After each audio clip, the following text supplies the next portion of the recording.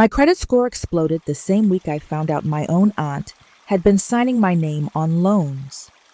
I wish that was an exaggeration. My name is Lauren Parker. I'm 34. I live in Columbus, Ohio, and I've spent my entire adult life doing everything right. I'm the first in my family to graduate college. I've never missed a student loan payment. I pay my credit card in full every month. And I'm the kind of person who reads every line of a contract before I sign. And yet, somehow, I woke up one Tuesday morning and discovered that on paper, I looked like a reckless gambler who had maxed out every card in sight. This is the story of how my own aunt used my name and social security number to borrow money, and how my entire family tried to guilt me into quietly paying it all back because I'm the educated one. It's also the story of how I chose myself, filed for fraud, got the debt wiped from my record, and let my aunt finally face the consequences she'd been outrunning for years. The day my credit died. The day it all blew up started like any other grown-up Tuesday. I was standing in the kitchen of my little rented apartment, waiting for my coffee to finish brewing, half listening to a podcast about meal prep, and half watching my cat, Biscuit, try to climb into the grocery bag I'd left on the counter. My phone buzzed, and I glanced down expecting another work email. Instead, it was a notification from Credit Karma. Urgent. Your credit score has decreased significantly. Tap to view changes. I frowned. I'm that annoying friend who preaches about credit utilization and keeps her credit score in the very good to excellent range, like it's a personality trait. I checked it the week before, and everything was fine. I tapped. My stomach dropped so fast, I had to put the coffee mug down before I dropped that too. My score had plummeted almost 200 points. I scrolled down, heart pounding. There were red exclamation marks everywhere. New personal loan, $18,500, 90 days past due. New credit card, $6,200 balance, 60 days past due. New retail card, $1,900 balance. Over limit, all of them opened in the last 12 months. All of them showing my name. All of them showing past due in bold red letters like they were screaming at me. Absolutely not, I whispered to nobody. I backed out and opened the Experian app, then TransUnion. Same thing. Accounts I'd never seen. Balances I'd never run up. Late payments I hadn't made. And there, at the top of the page, was my full name spelled correctly. And my social security number, partially masked, but matching the last 4 digits I knew by heart. Biscuit meowed, irritated that I wasn't petting him. The coffee machine beeped. Somewhere down the hall, my neighbor's toddler started crying. My entire world, which had felt so stable 5 minutes ago, suddenly felt like it was built on quicksand. 2. The responsible one of the family. To understand why what happened next hurt so badly, you need to know a little about my family. I grew up in a working-class neighborhood outside Dayton. My dad drove trucks. My mom worked the front desk at a dentist's office, and money was always tight. Our washing machine was older than I was. Most of my clothes came from Goodwill or clearance racks. There were a lot of nights where dinner was hamburger helper without the hamburger. My dad's younger sister, my Aunt Denise, was the fun one. She had the loud laugh, the big earrings, the always somehow new car, even when she supposedly had no money. She'd show up with pizza on Fridays when my parents were fighting about bills. When I was a kid and didn't know better, I adored her. She was the first adult who ever told me I was smart. "You're our ticket," she used to say, ruffling my hair while we sat at my grandma's kitchen table. "You get that scholarship, you move out, you get a real job. You'll buy us all a beach house one day." Everyone in my family said it like a joke, but there was an edge of seriousness that hardened as I got older. Good grades weren't just for me. They were for all of us. My success was supposed to be the thing that lifted the whole family. So I did the thing. I became the good girl. straight A's, AP classes, scholarships, part-time jobs. Student loans in my own name, filled out with my mom sighing that it was so much paperwork, and my aunt hovering nearby with her long red nails and her fake cheerful voice. "Sign here, baby," she'd say. "You're gonna thank yourself later." I went to Ohio State, then landed a decent job in HR at a mid-sized healthcare company in Columbus. Nothing glamorous, but it came with benefits, a 401k, health insurance, and a salary that meant I wasn't choosing between groceries and gas. In my family, that made me rich. "You're the one with the degree," my mom would say every holiday. "You know about all this stuff."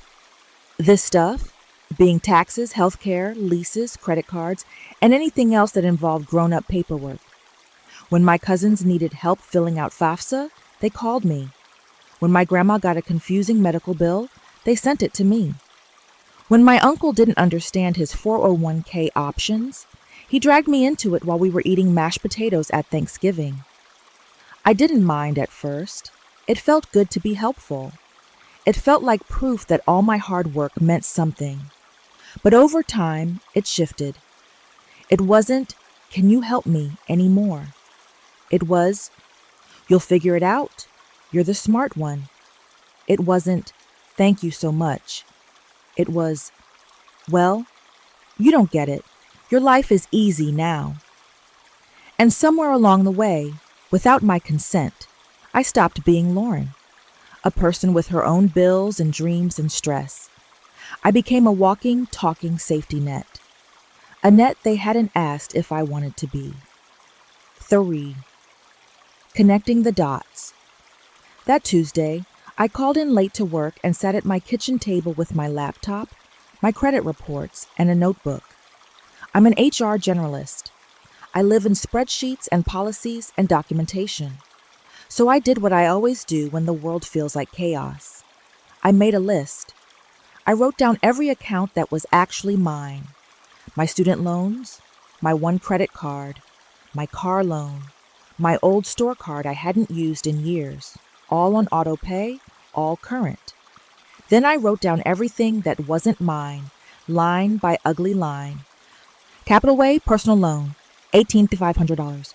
Opened 11 months ago. Status, 90 days past due. Riverline credit card. Limit, $7,000. Balance, $6,200. Status, 60 days past due. ShopSmart retail card. Limit, $2,000. Balance, bulk $900. Status, over limit. I clicked into the details, my heart hammered in my chest. Mailing address, my parents' house in Dayton. Email, not mine. A weird Gmail address that still used my first initial and last name. Phone number, not mine, but the area code was local. Employer listed on the loan application, the diner where my aunt worked part-time. I stared at the screen, the puzzle pieces sliding into place with a sickening click. My Aunt Denise had been there the day I filled out my first student loan paperwork. She'd been the one who helped my mom organize my birth certificate and social security card and put them somewhere safe afterward. She was also the only person in my family who ever talked about credit scores like they were a game. "You just move things around," she'd say at Christmas, waving a wine glass. "They raise your limit, you use it, they raise it again. It's just numbers."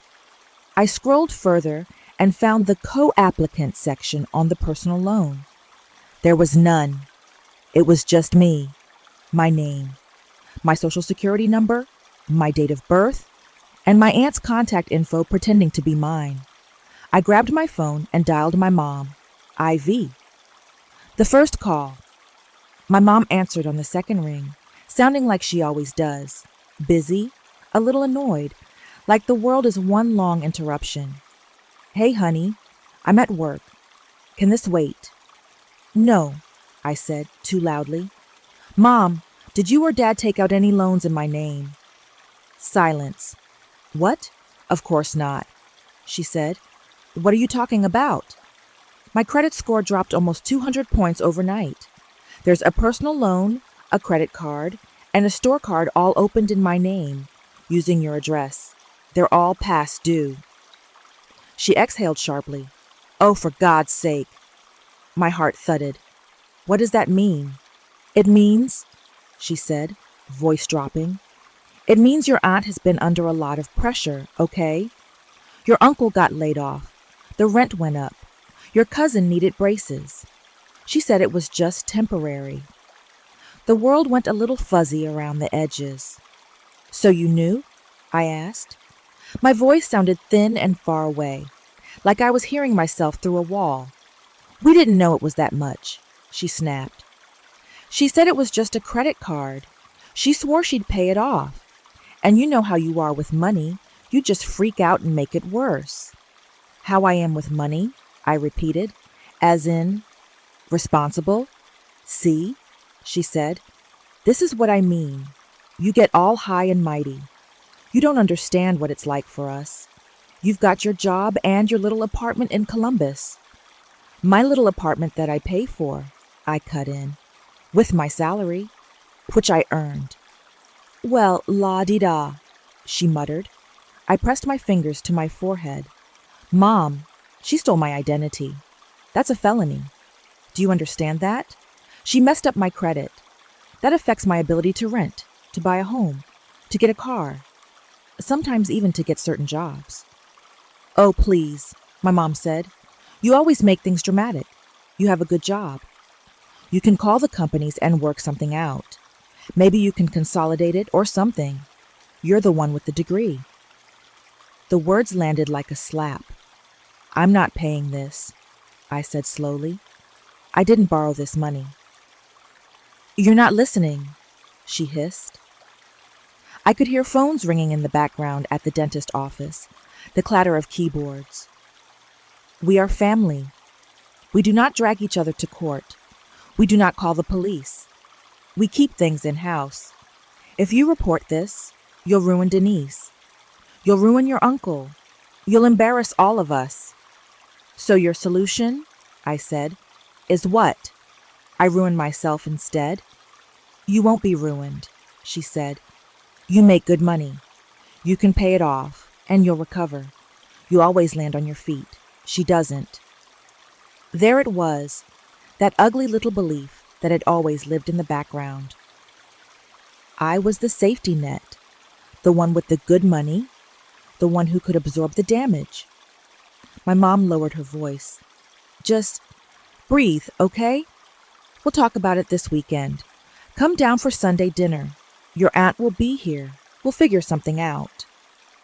Figure something out. In my family, it usually meant convince Lauren to volunteer as tribute. I hung up without promising anything. The dinner ambush. I spent the rest of the week in a fog. At work, I smiled through meetings and walked new hires through their benefits packages, while my brain replayed my mom's words on a loop. At night, I lay awake imagining worst-case scenarios. Would my landlord refuse to renew my lease because of the credit drop? Would my car insurance go up? Would my company run another background check and see it? Every time my phone buzzed, my heart jumped. My aunt texted me exactly once. "Denise, your mom told me you're upset. We'll talk Sunday. Don't do anything stupid before then. Love you." I stared at "love you" until my eyes blurred. Sunday came whether I wanted it to or not. I drove the hour and a half to Dayton, with my jaw clenched so tight it hurt. The neighborhood looked smaller than it had when I was a kid. Same cracked sidewalks, same faded houses with plastic lawn chairs out front, same old men smoking on porches. My parents' house smelled like it always did. Laundry detergent, fried food, and too much air freshener. When I walked in, everyone was already there. My Aunt Denise at the table, chunky bracelets jangling. My Uncle Mike, staring at the TV like it owed him money. My younger cousins, glued to their phones. My dad in his recliner, arms crossed. My mom in the kitchen, banging pots louder than necessary. I hadn't even taken my coat off before my aunt stood up. "Lore," she said, spreading her arms like she expected a hug. "There she is. Our college girl. I stared at her. Don't call me that. Her smile slipped for half a second before she put it back on. Okay then. Sit. Let's talk like adults. That was rich coming from her. I sat at the end of the table. No one else joined me. They stayed where they were, just close enough to be in it, but far enough to pretend they weren't. My mom sat down across from me, drying her hands on a dish towel. My aunt folded her arms. Your mom tells me you're having a little meltdown over some accounts. Some accounts, I repeated. You committed identity theft. She rolled her eyes. Oh, here we go. I pulled printed copies of my credit reports from my bag and slapped them onto the table. This is a personal loan for $18,500. This is a credit card maxed at $6,200. This is a retail card nearly $2,000 over the limit. All of them opened with my social, my name, and mom and dad's address. My uncle shifted in his chair, but didn't look away from the TV. My aunt leaned over the papers and squinted. They must have made a mistake on the forms. Denise, I said, my voice shaking with rage. The listed employer is your diner. The contact number is your cell. The email is yours with my name slapped on the front. My mom raised her hands like a referee trying to break up a fight. Okay, enough. We're all worked up. Denise, just explain. My aunt huffed. Fine. Look, we had a rough patch, okay? Mike's hours got cut. The landlord raised the rent. The car broke down. I was drowning. I tried applying on my own, but they kept denying me because of my credit. Then I remembered I had your social from when we did your student loans. I figured, your family. You'd help if I asked. This was just skipping a step. I stared at her. Skipping a step is asking. This is stealing. It was always the plan to pay it back, she snapped. You act like I'm some stranger off the street. I'm your aunt. I changed your diapers. I babysat you. I helped your mom when your dad was on the road. And I helped all of you by working my ass off for years. I shot back. That doesn't give you the right to sign my name on debt I never agreed to. My dad finally spoke, his voice slow and heavy. You're making this sound worse than it is, Lauren. It's family. Denise just needed a little help. If you start calling the cops on each other, what do we have left? What do we have left now? I asked. You all knew and didn't tell me until my credit tanked. My mom slammed her hand on the table. We didn't know it was that much. She said it was under control. She said she was paying it. The only reason you found out is because she hit a rough patch the last few months. So the plan was to keep me in the dark forever, as long as she managed to keep up the minimums, I asked. That's your defense? My aunt crossed her arms, chin jutting out. You don't get it. You don't have kids. You don't know what it's like to be desperate. You're sitting up there in Columbus with your salary and your benefits and your little cat, acting like you're better than us. That's not what I'm doing, I said. I'm saying you committed a crime. Against me. Crime, she scoffed. You think the cops care about some family loan. They're busy with real criminals. Actually, yes, I said.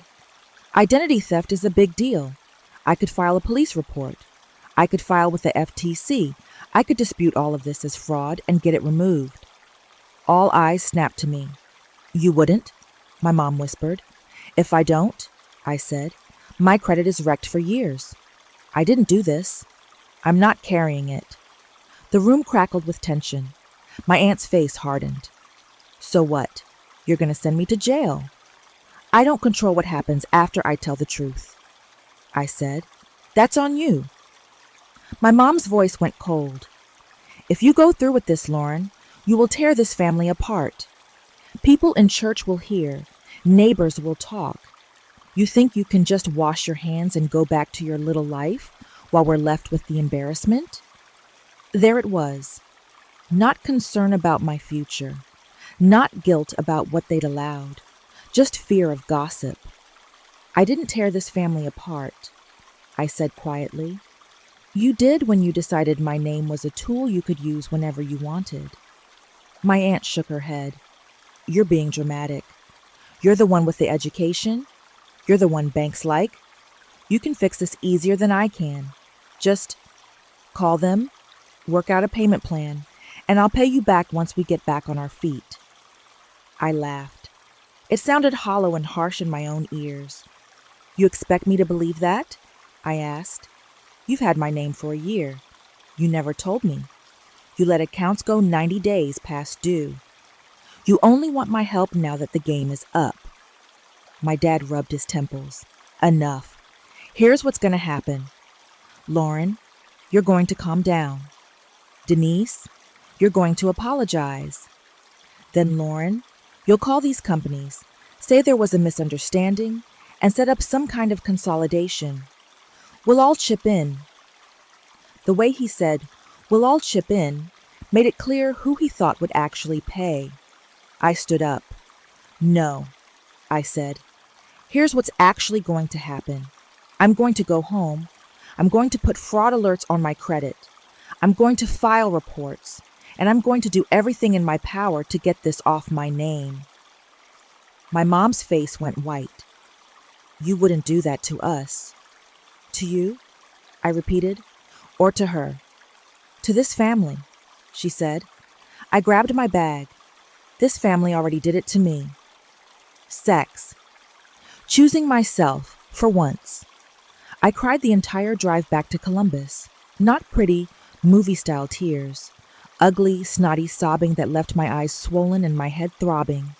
I had to pull into a gas station halfway there and sit in the parking lot with my forehead pressed to the steering wheel until I could breathe again.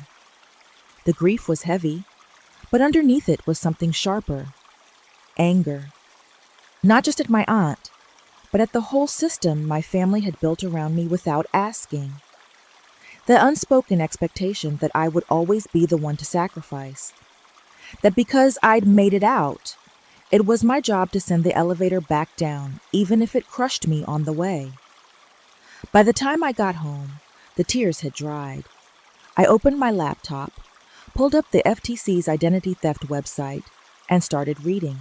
There it was in black and white. If someone uses your name or personal information to open accounts, that is identity theft. You have the right to dispute those accounts. For the first time in days, I felt something like solid ground beneath my feet. I created an identity theft report through the FTC, listing every fraudulent account.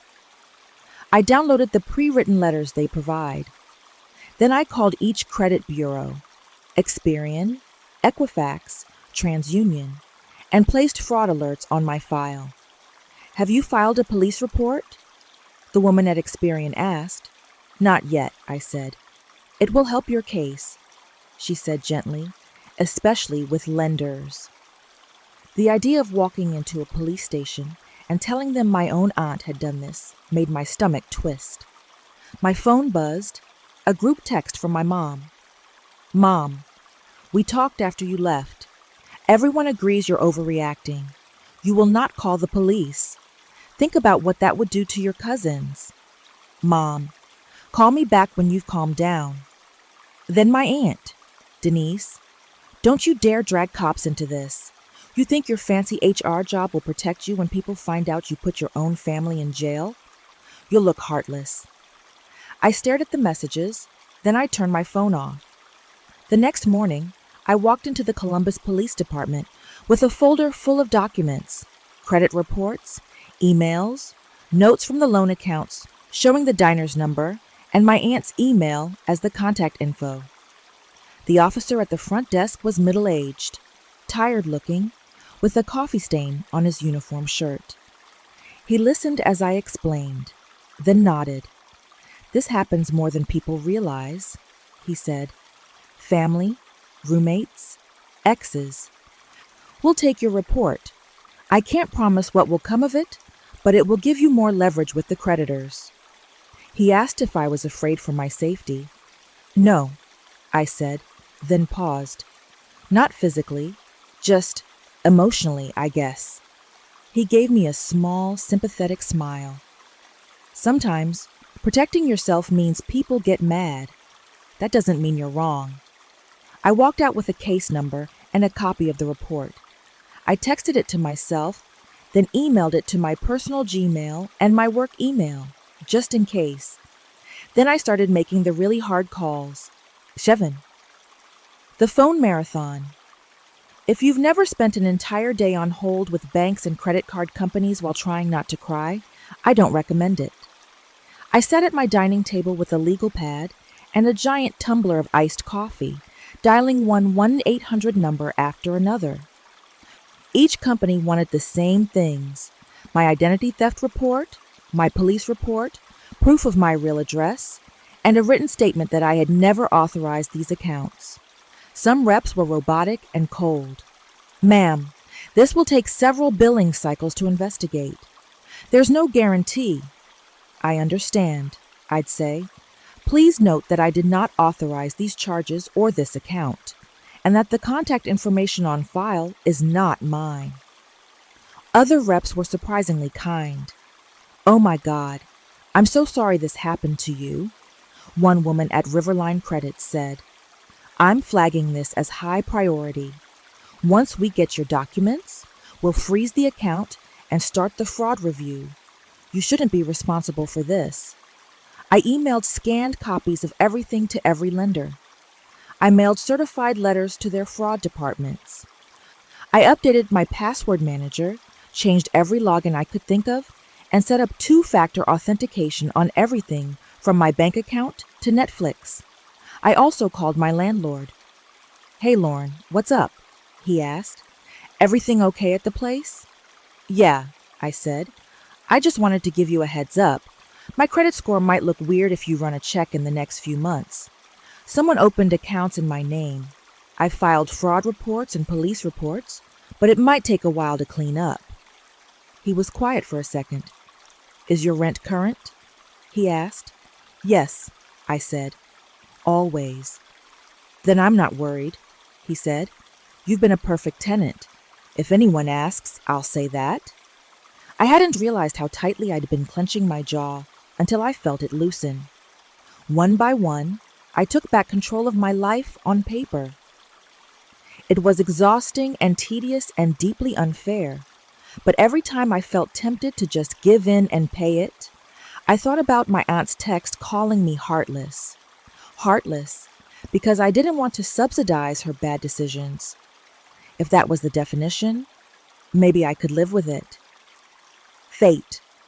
The family backlash. My phone stayed off the first 2 days. When I finally turned it back on, it erupted. Texts, missed calls, voicemails, even Facebook messages from relatives I hadn't seen since middle school. My mom's voice filled my voicemail box, swinging between guilt and rage. How could you do this? Do you know what you've started? Your aunt is hysterical. Pastor Jim is going to hear about this. This is not how we raised you. My aunt's messages were more straightforward. You selfish little bitch. I hope you're happy when they haul me away. You never would have had that precious credit score without this family. My cousins chimed in too. Thanks a lot, cuz. Mom's a wreck. You always thought you were better than us. Enjoy your perfect little life while ours falls apart. I read all of them once. Then I changed my number. At work, I told my manager, Jenna, a version of what was going on. I didn't go into the family drama, just the facts. Someone used my information. I was dealing with banks and cops. I might need to step away for some calls. She listened carefully, her brow furrowing. That's a lot, she said. Take whatever time you need. If anyone from our background check service reaches out, we'll vouch for you. You're one of our strongest employees.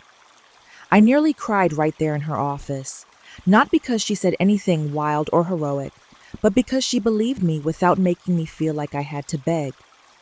At home, the silence was thick but peaceful. No buzzing phone, no guilt trips, No whiplash mood swings from relatives who thought they owned pieces of me. I filled the quiet with things that reminded me of who I was outside of my family's expectations. I started going back to the gym. I picked up my old hobby of watercolor painting on Sunday afternoons. I met coworkers for happy hour instead of driving to Dayton to play therapist and financial advisor. And every few days, I checked my email for updates from the lenders and credit bureaus. Slowly, things started to shift. Dear Ms. Parker, after reviewing your documentation, we have determined that the Capital Way personal loan account was opened fraudulently. You will not be held responsible for this debt. The account has been closed and removed from your credit report. Sincerely, Fraud Investigations Department. I stared at the email for a long time, then forwarded it to myself again, just to be sure it was real. A week later, a similar letter arrived from Riverline, then from ShopSmart. On my Experian app, the red exclamation marks started disappearing. The balances for those accounts dropped to 0. A little note popped up next to each one. Consumer disputes this account information. Investigation completed. Consumer is not responsible. My score ticked up slowly. Not all the way back, not yet. But enough to see daylight. What happened to Aunt Denise?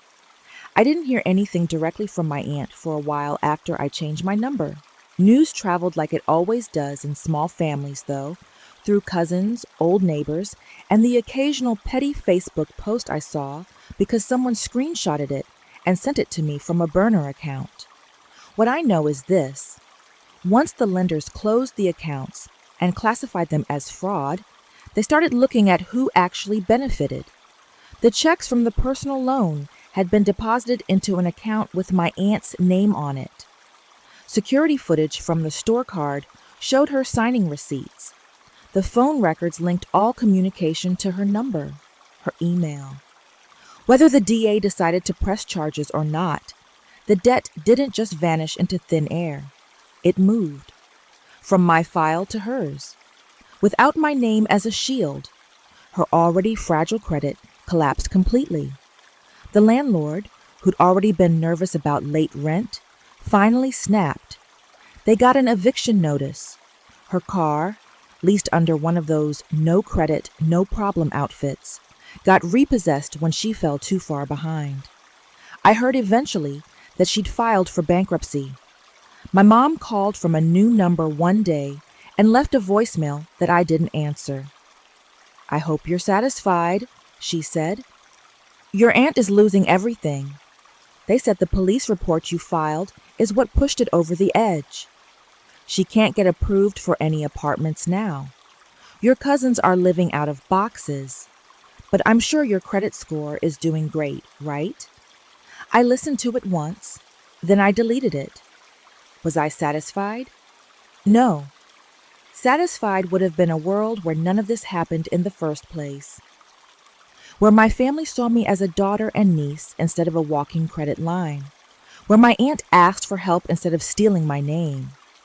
But I wasn't responsible for her crisis. She was.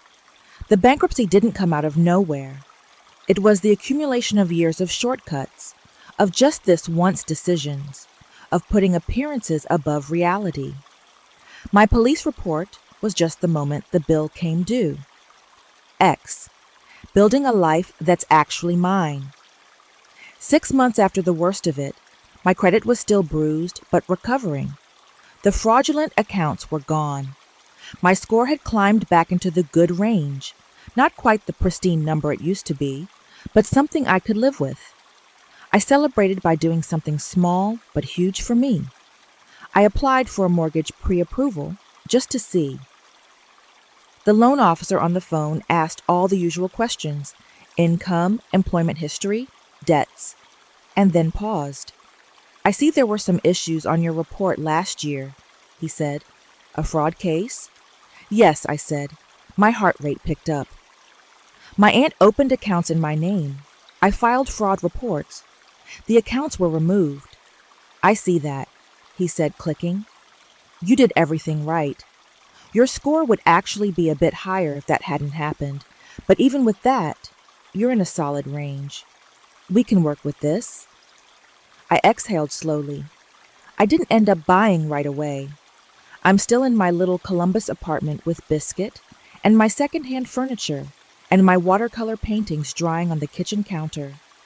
But the point is, it's my life, my name on the lease, my paychecks, my bills, my decisions. Not a single account hiding somewhere with my signature forged at the bottom. Holidays look different now. I don't go to Dayton for every birthday and barbecue anymore. I skipped Thanksgiving entirely that first year and took myself on a solo trip to Asheville instead.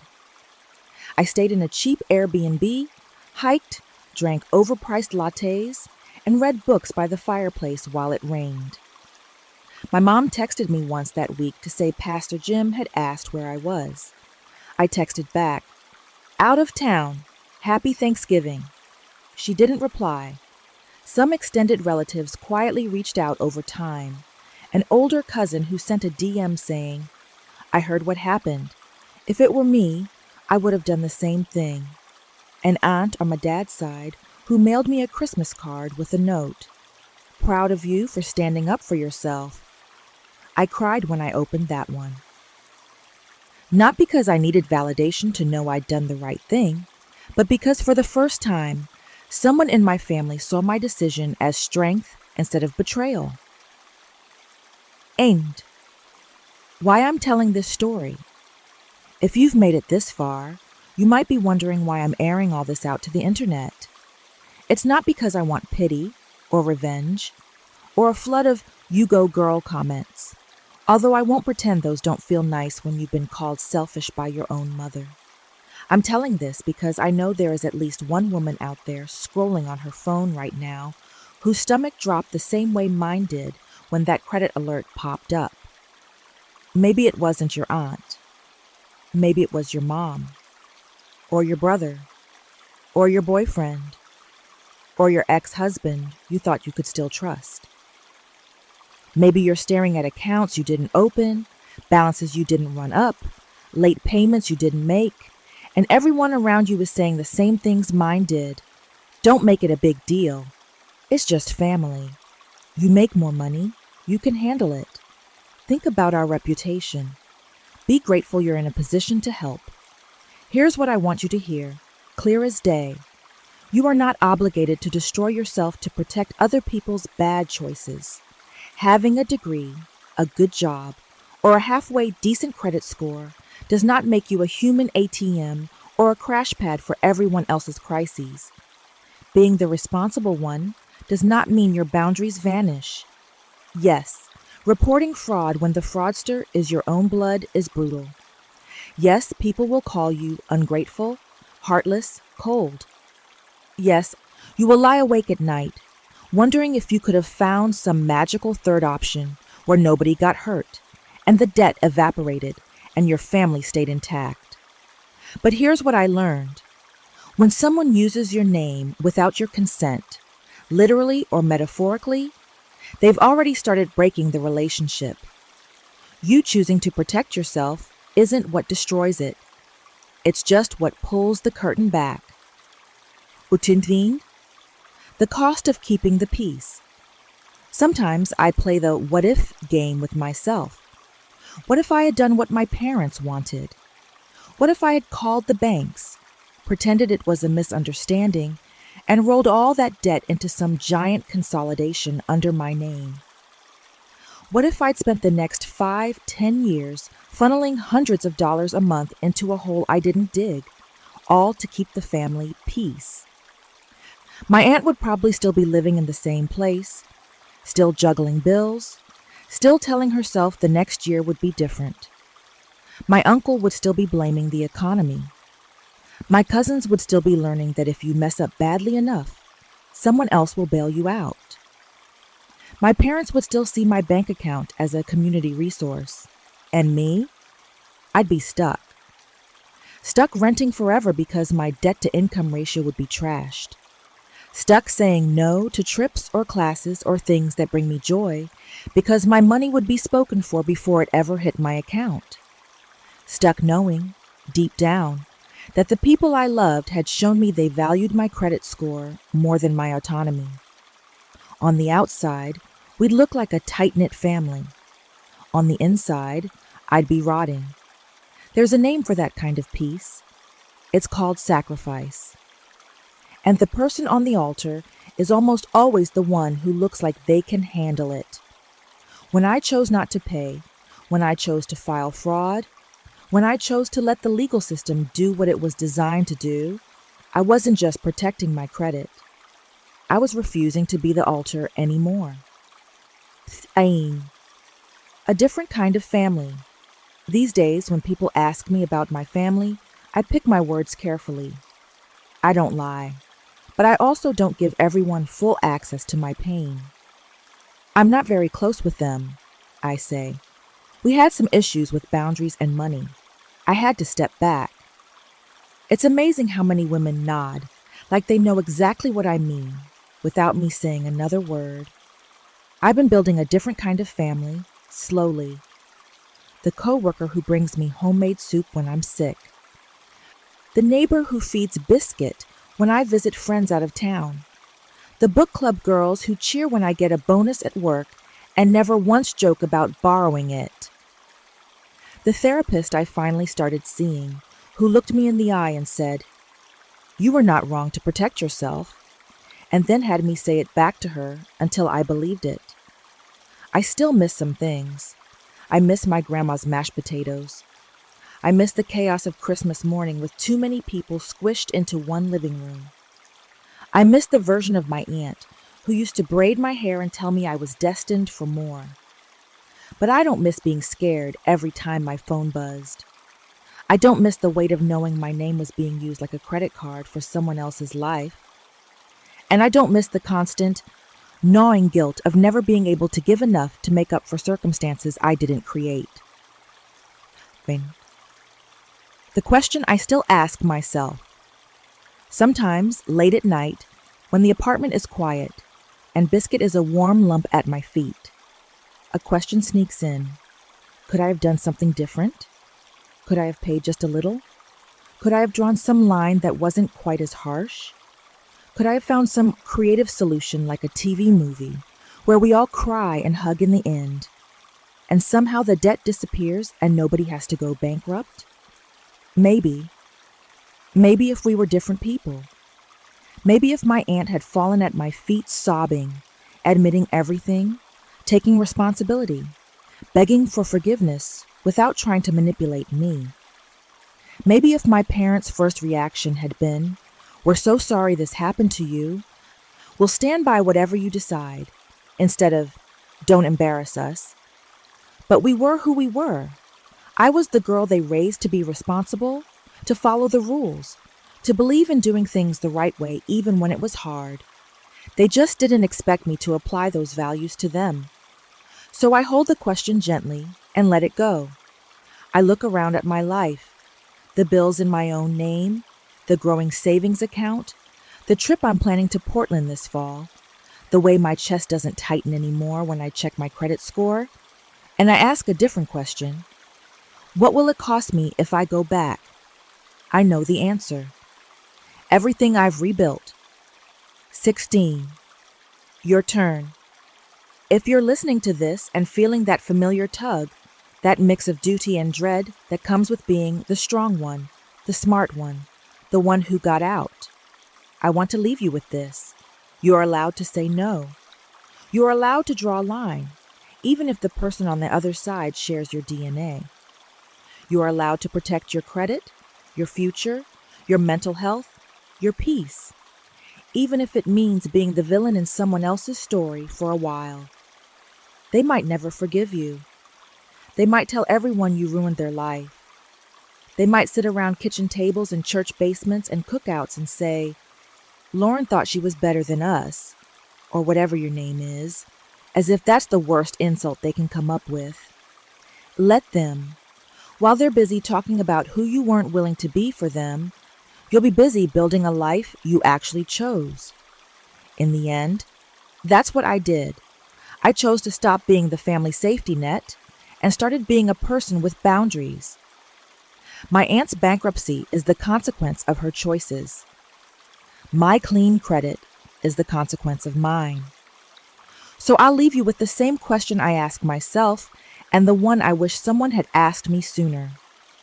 If your family had to stand on their own 2 feet tomorrow, without your money, your credit, your constant rescuing, would that really be the worst thing that ever happened to them? Or might it finally be the thing that forces them to grow up?